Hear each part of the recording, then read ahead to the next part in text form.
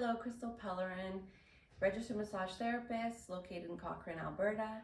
So I want to discuss and show some exercises for lower back pain. Now, when I say lower back pain, I mean this area here is the lumbar.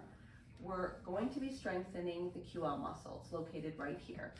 The major action of this muscle is side flexion, okay?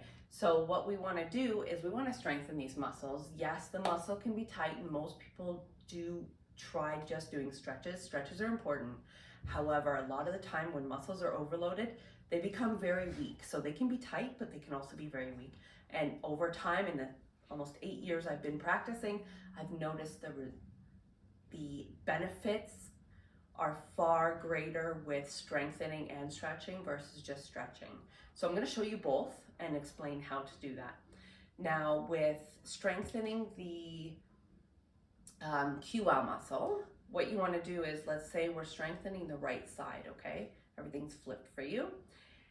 So I have a dumbbell in my hand, and it does not have to be a lot of weight. It can be 10 pounds, depending on your size and what you're used to, 10 pounds, 20 pounds. Now what we're doing is flexion to the opposite side. So we're doing flexion to the right side. And with the resistance on the opposite side, this is giving weight bearing. So it's gonna help strengthen those muscles. And then for the other side, which you always wanna do both sides to even it out, and a lot of the time the compensation can occur on the other side, even if it's the right side that is the problem, because the compensation, over time, the muscle becomes an issue because it's working so hard to help the other side.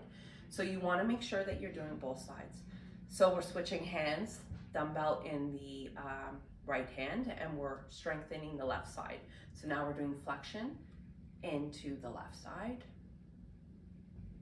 Okay, now you want to do that at least 3 times a week, every other day. Always give your muscles 24 hours recovery.